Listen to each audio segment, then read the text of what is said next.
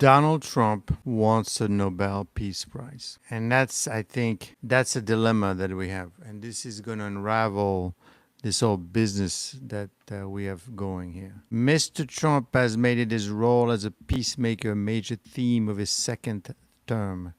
And it's an admirable ambition. But the question is always, peace at what price? Cunning adversaries like Mr. Putin or Xi Jinping can't sense when the desire for Nobel Prize can be exploited for more substantive strategic gain. That's exactly what I've been saying. And it's being picked up at 4:24 today by major newspapers. Believe it or not, that's exactly what's happening right now. I think that the president wants a prize.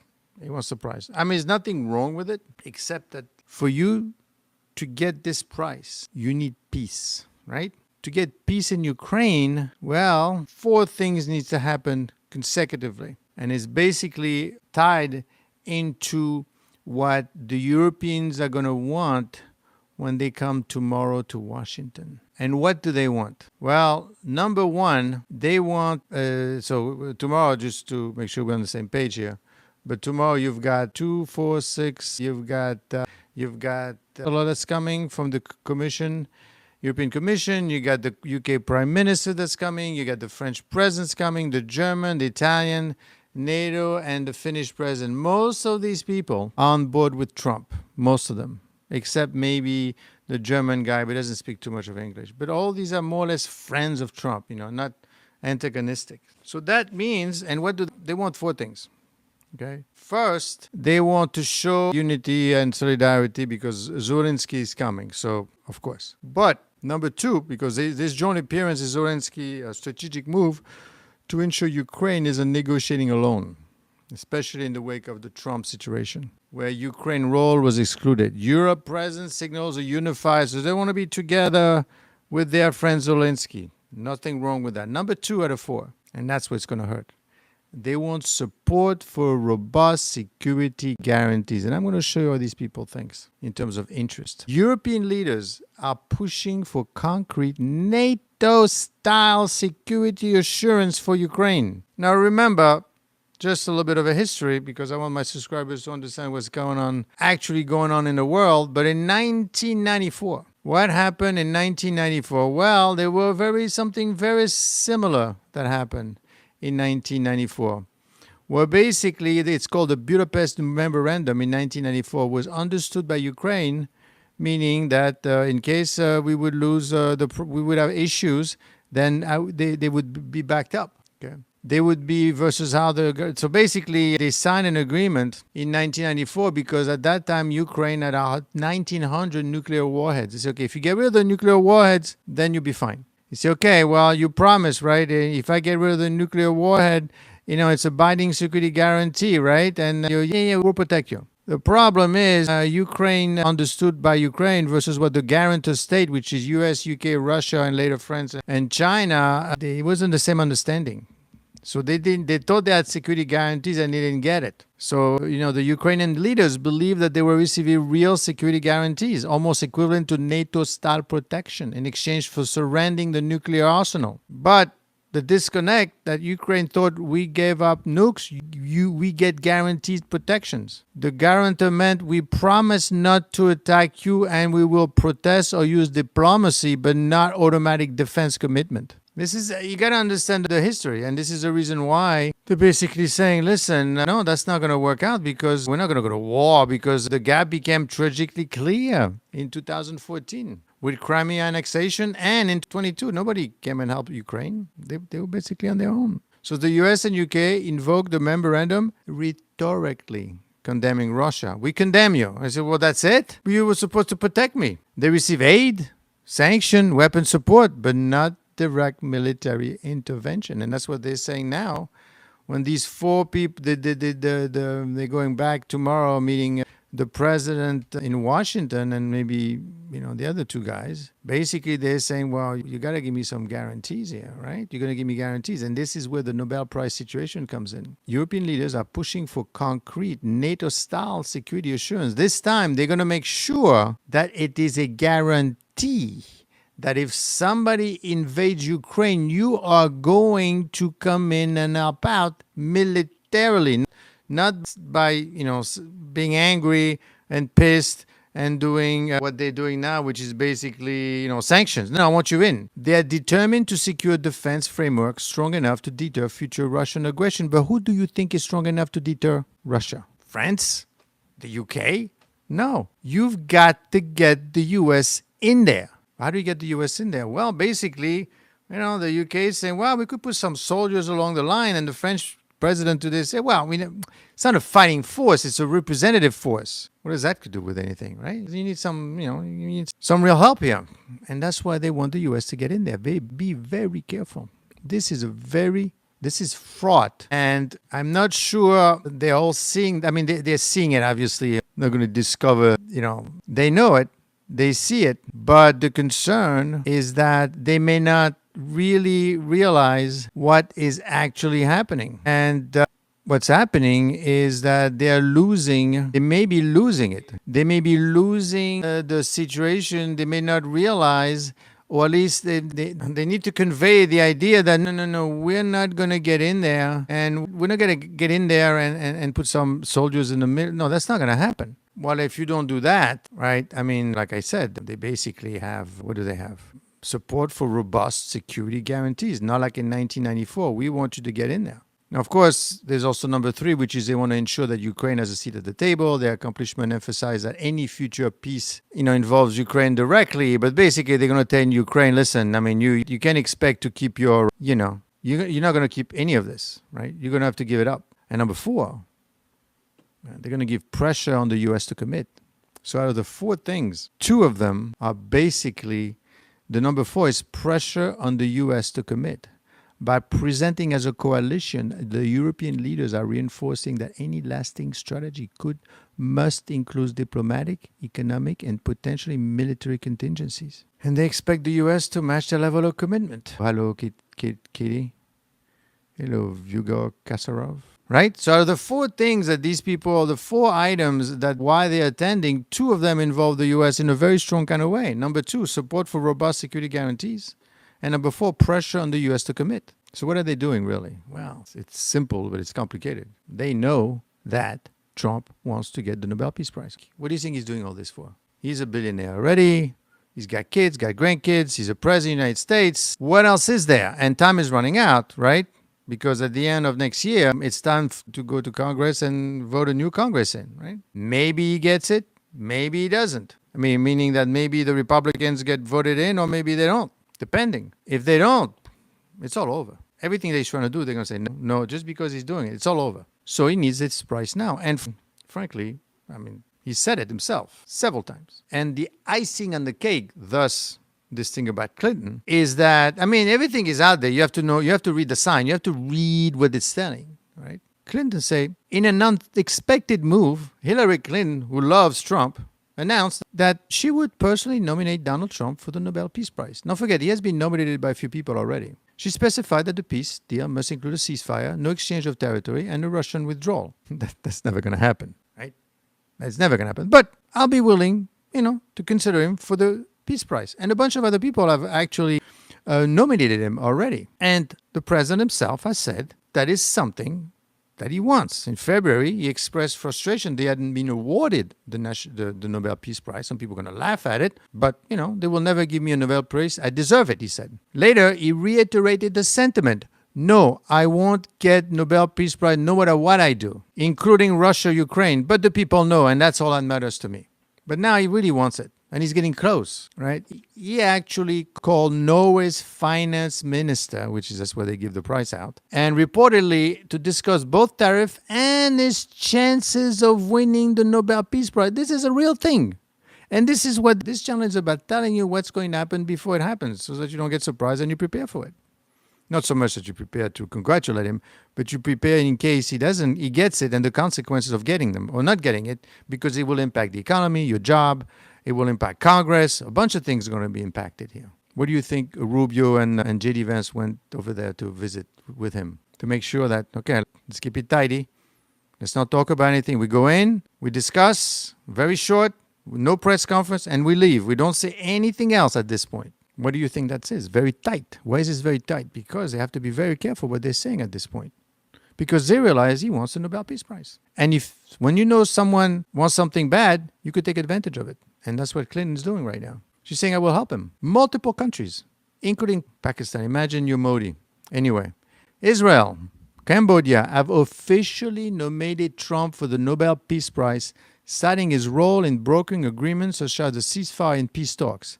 He's almost there. The prize is almost there. He can only get it. He could smell it. He could see it.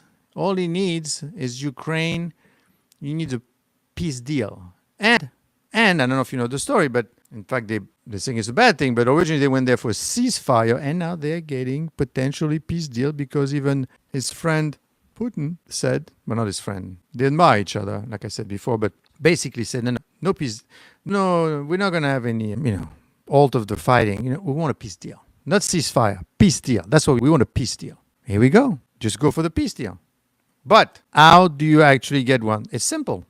They tell you already. They're coming tomorrow, and they're basically saying that they want the show of European unity. Okay, fine, we got that. You're showing up with the guy.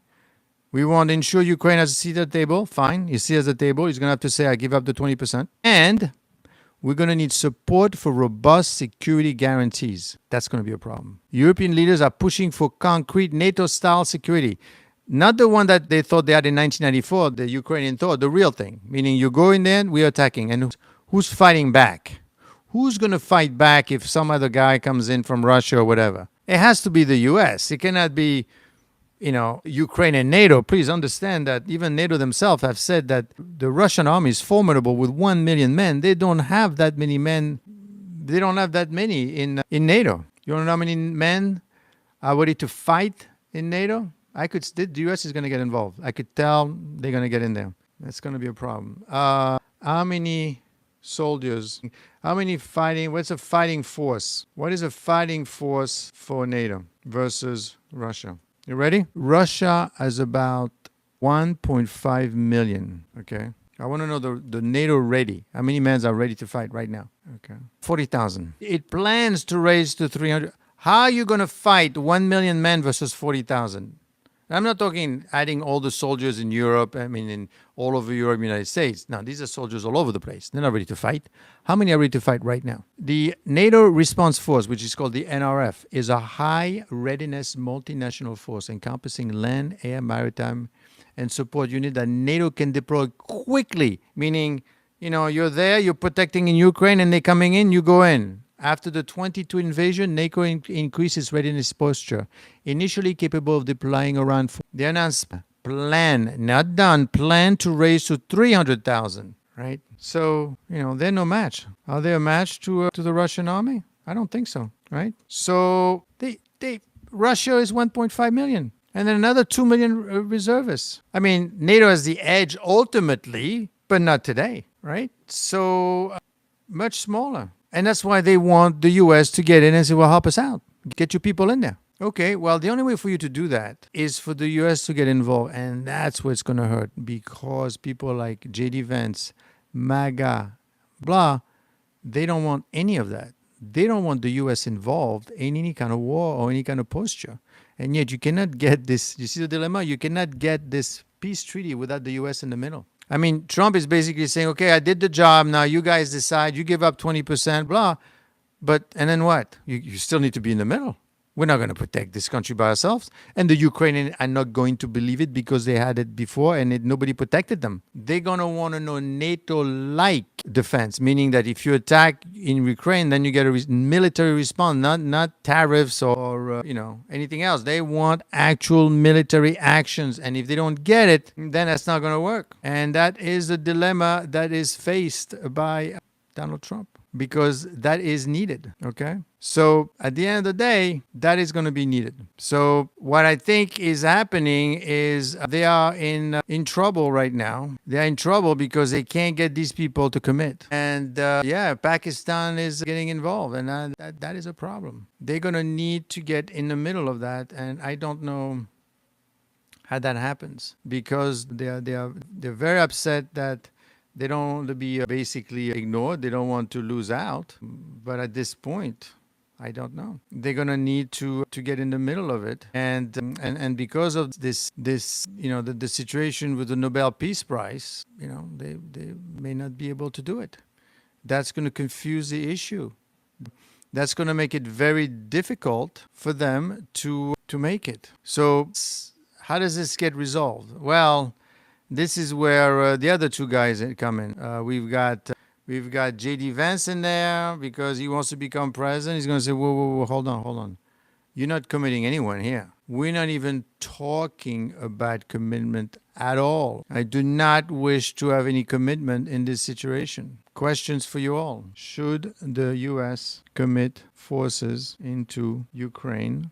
Right? Let's see what you say. As a security guarantee. Let's see what you're saying. Right? Should they actually do it? Tell me what you think. 50% say yes. 67 no. A lot of you are saying, no, I don't think so. I don't want the U.S. in there.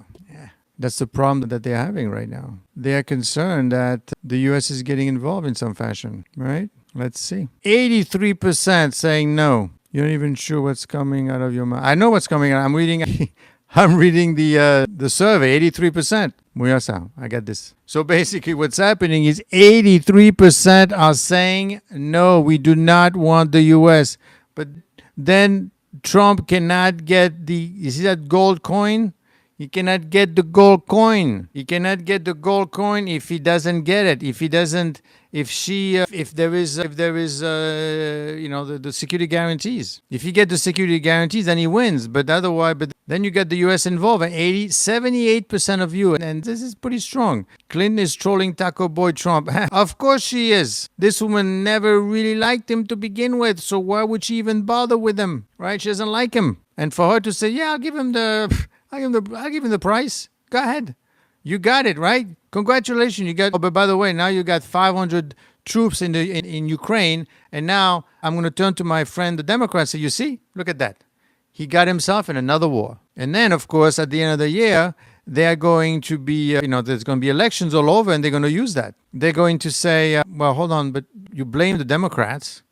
And now look what's happening. Now you got us into another war. Who wants that? You understand how their world is extremely complicated. And this, I believe, is the reason why Vance went to Alaska. And he's not saying much right now, but I will tell you right now, remember, J.D. Vance is the one that called on Europe to step up for Ukraine. He urged the European allies to take on a greater financial and military role. Not the role for us to get involved. You get involved, noting that Americans are growing wary, as you could see in your survey, which 68%, of bearing the conflict's burden alone. He pointed out, however, that much of Europe's aid still depends on U.S.-made weaponry. No more. MAGA does not want anything to do with any kind of war. And rightfully so, right? Rightfully so, because cyclic 360. Rightfully so, because at the end of the day, look what happened in Iraq, Afghanistan. I mean, how much millions and dead and billions and for what? You can't control these people. And then this is why MAGA put Trump in the White House. It's no more fighting. It's make America great again. But then again, this is not unusual, right? Modi is doing the same thing with India. Russia is doing the same thing with Putin is doing the same thing with Russia. Remember when, I don't know if you know, but when Lavrov, defense minister, came yesterday, he came over with Putin, he was wearing a CCCP sweatshirt. Do you know what CCCP means? I want my subscribers to be knowledgeable here. What does it mean? No Russian-speaking people? Call on Europe to step up for Ukraine. Exactly, Robert Lopez. It means USSR, not Russia. USSR, meaning the stuff that Putin is trying to get back in kind of a way, and he's not doing a bad job. He already took Crimea. Now he's going to take 20% of Ukraine. Remember, at some point, Ukraine belonged to Russia in the 50s until Khrushchev decided to. Anyway, let's not go into that story. But the point is that, now, does he want to take the whole empire? I mean, that's going to be a little difficult. He's got lots of men, but it's time to wearing off a little bit. But the point is, he's in the middle of, that's what he's trying to do. And J.D. Vance says, no, we're not falling for that. And the reason why the U.S. doesn't want to do that, because the U.S. has the problems.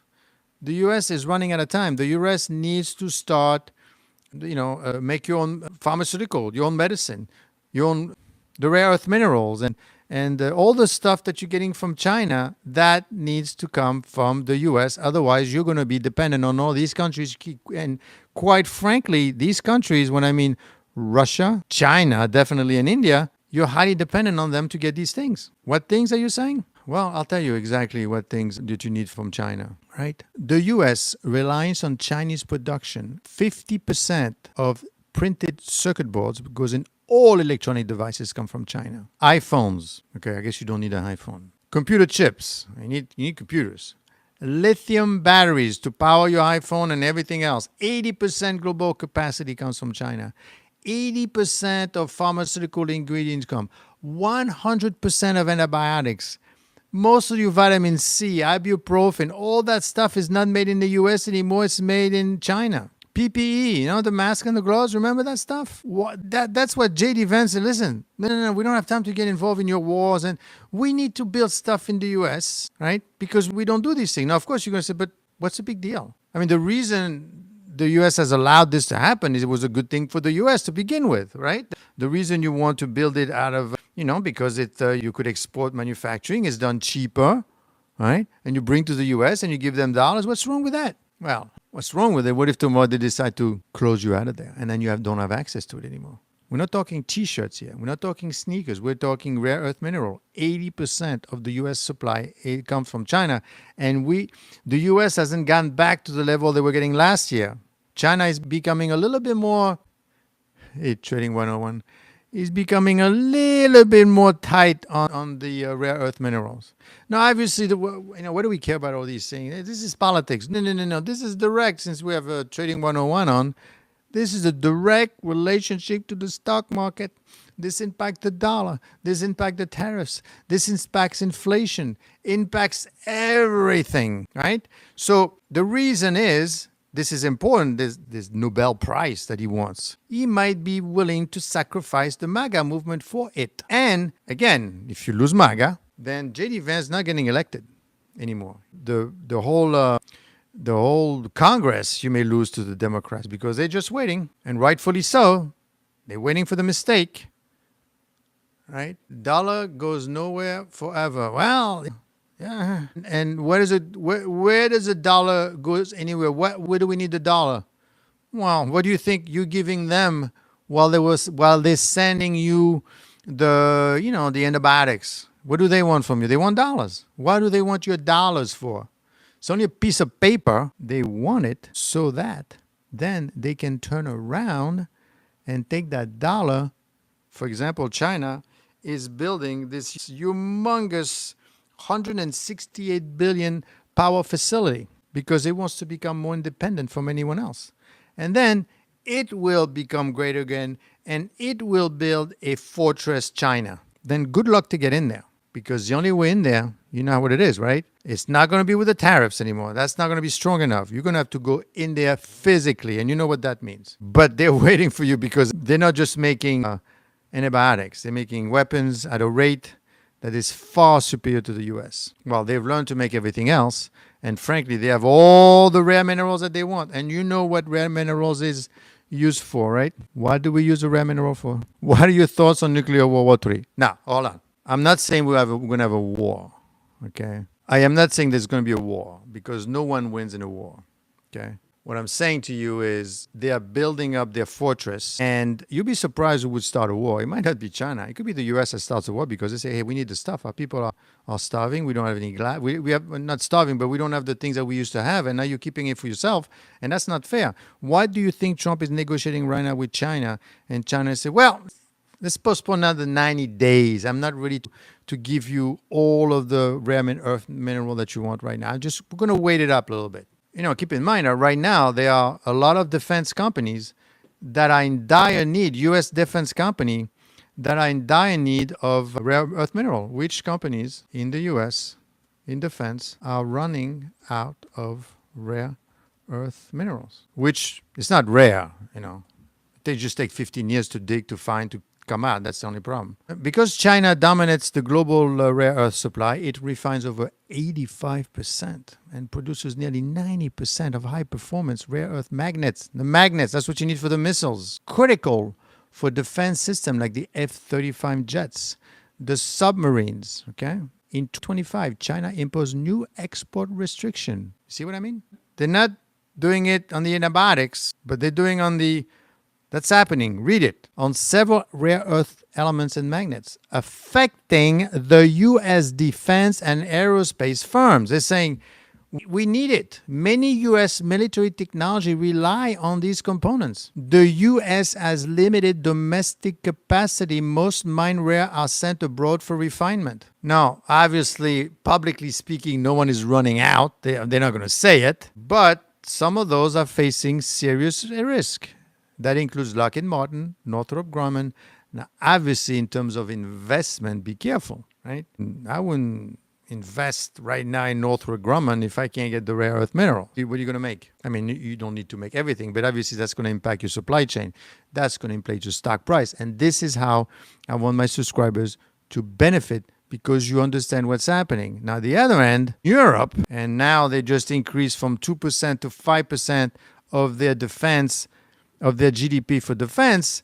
There, maybe you may want, if you want to invest, and I'll do a special video for my members, but you might want to take a look at those companies, those defense companies in Europe, because they, on the other end, might not have the same issue. Okay? Maybe they just do without it. So back to the Nobel Prize and Clinton and Trump, right? You understand how this whole thing, you marry itself into this big, gigantic mess that tomorrow, these people, I think they landed tonight, they're staying in a hotel. In the morning, they're going to be seeing the president, and they're going to sit around the table, and they're going to say, okay, these are the four, because they met today online talking to each other, these are the four things that we need, and two of them involves you, U.S. And Trump is going to say, what do you mean? Well, what we want, and I digress, but what we're going to want is, security guarantees.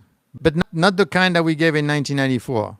We want robust security guarantees. And Zelensky is going to see an opening. He's going to say, okay, I'll give my 20%. I'll give 20% of my land that Russia is already sitting on anyway. Although Russia wants something that they're not sitting on too. So I don't know if they're going to get that. But I'll give them 20% of my land. But I want the U.S. in there with troops. And J.D. Vance is going to come out of his office. He's going to go see the president and say, what are you doing? Yeah, that will probably create a peace treaty, and you'll get your Nobel Peace Prize. But now I'm going to have to work, because when you're going to be gone, I'm going to lose my guy, and I'm done. And if anything happened to any of one soldier, what are we going to do? Ready to go to war? Because that's basically with a security guarantee. And I heard the French president talking today. He wasn't saying it's a fighting force. It's a representative force, whatever that means. It means, we're there to show that, but at the end of the day, we're not going to. There's only 40,000 soldiers ready to fight for NATO right now. Let's see what's going on with this survey. Both Trump and Powell deserve Nobel Prize. Recession next year legitimates massive QE to refinance bullion. That's pretty good. I mean, he's making, I like trading. He's making a lot of interesting reference. The tulip reserve? He's referring to what happened, I think, in the 1600s, where people were just, paying all kind of money for tulip until they realized it wasn't worth anything. He's talking about the Nobel Prize in economy. Recession next year legitimizes massive QE.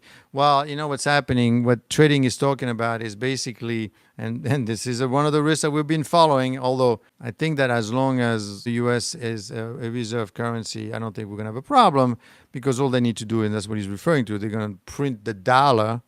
They're going to be printing because we paid this year, there's $9 trillion due to be refinanced. $9 trillion. That's a lot of money. Don't forget to subscribe to this channel, by the way. That's $9 trillion. That's a lot of money. And the only way you could do it is you have to basically print money. These are 69% of you said no. We do not want U.S. troops, and most of you are in the U.S. Quite frankly.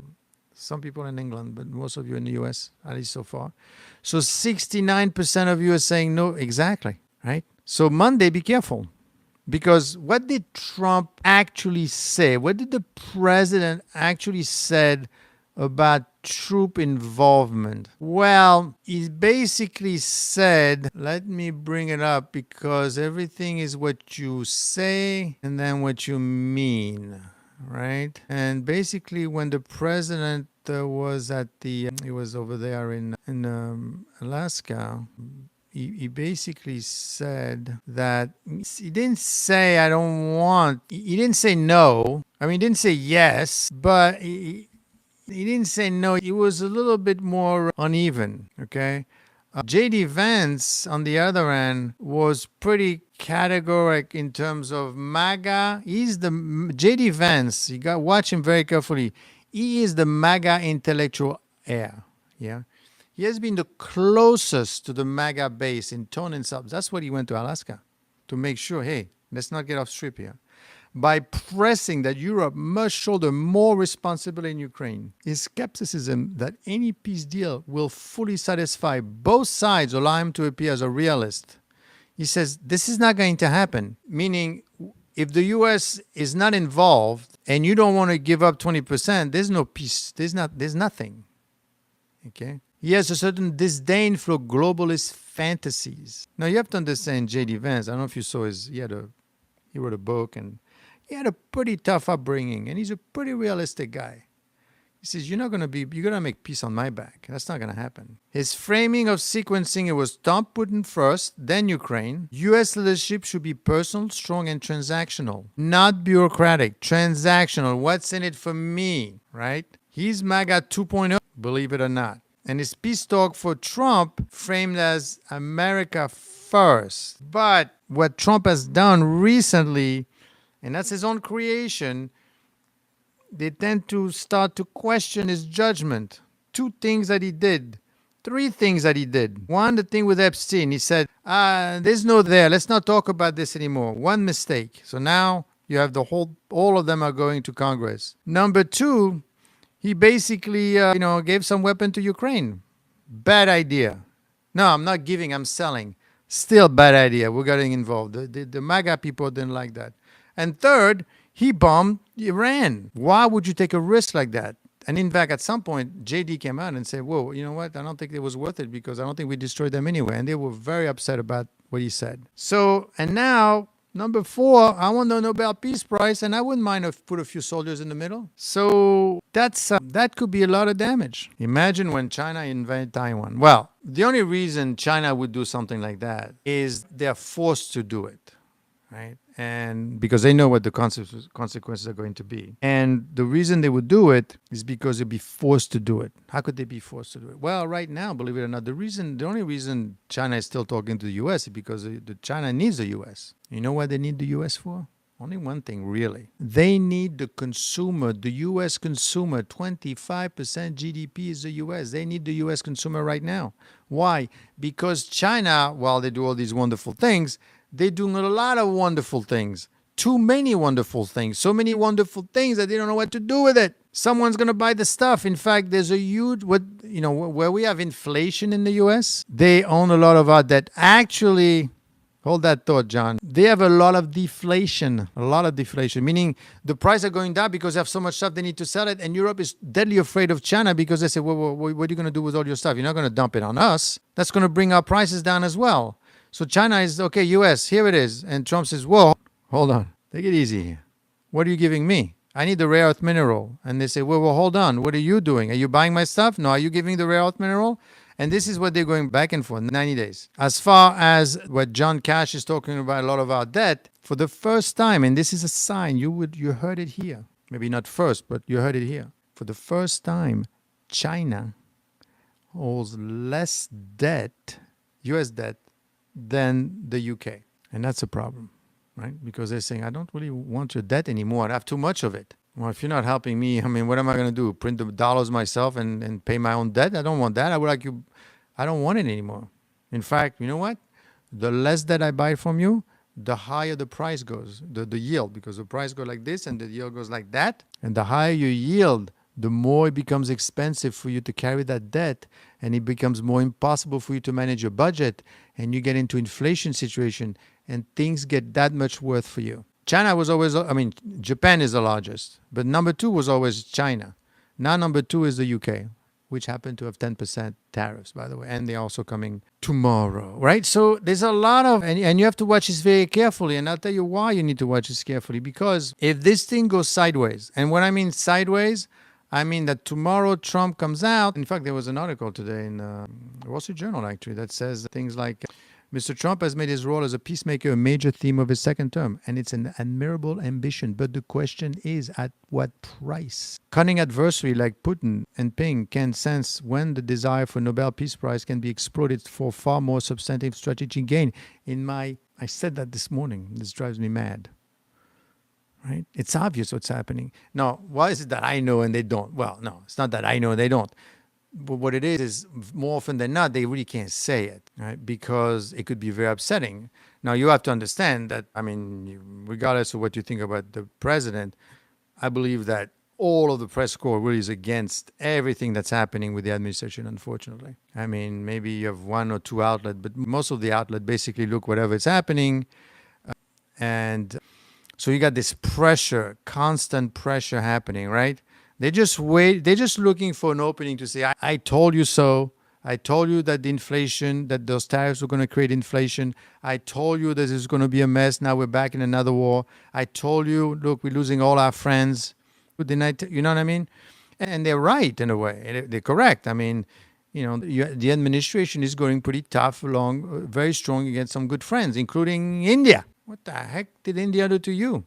61%. Now, you people just do not want guarantees. What did India do to you? Well, why are you upset at India? Why are you upset at Switzerland? Why are you upset at Taiwan? Who came, when I mean upset, literally the president of Taiwan wanted to visit the U.S. and they said, no, don't come. I'm talking to China right now. In fact, I could go, let's see what he does next, but I could go as far as saying that maybe Trump wants to be China's best friend, bypassing everyone else. Forget these other people.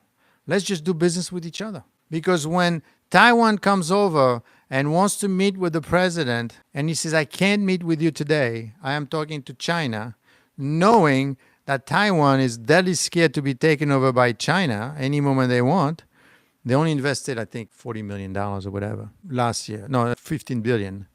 And they say, we're going to do 100. And Trump said, no, I need $400 billion from you, right? Maybe, just maybe, the administration is saying, let's just be friends. Can we just be friends? In fact, you know what? Let's just split the world in three. Russia, China, and I. How about that? And everybody else, can we do that? Why would you do that? Because I'm getting desperate. I'm running out of time. My country is running out of time. Between 5 to 7 years, I will not have enough withhold to generate significant amount of semiconductors. I can't. Of course, once you become desperate, then they'll take advantage of you because they're looking at interests. Is that what the administration is doing, or they're just pressuring China or the others? But the way the administration, and I can understand why some people are saying, a little bit tough, the way the administration is dealing with India and Switzerland and Brazil, and these are facts. Brazil is 50%, Switzerland 39%. This is nuts. India, 50%. Canada is gone. Forget it. What are you doing? You're going to force these people in? No, you don't understand. I don't want you people. I want India, I want China, and I want Russia. Everybody else doesn't count anymore. Maybe they just want to bypass, go directly to the end goal. Let's do business. We becomes the one, and we rule the world, the three of us. How about that? Because frankly, when he met with Putin yesterday, you could have said, he got taken advantage of. No. They like each other. These two people like each other. They are people that, they've done incredible things in their lives. And I think there's a huge amount of respect between the two of them. And you could tell because when the car came for Trump, he invited him in his car. And that was the only time when they got to talk. Who knows what they talked about because everything else got cut down very quickly. So they talked very quickly. We'll see what, many years from now, we'll find out what happened. And you could see that Putin say, you know what? If you were president, I would have never invaded Ukraine. That's a gift. That is a fantastic gift that he gave him right there. Then Trump turns around and says, well, walk on the red carpet, come into my car.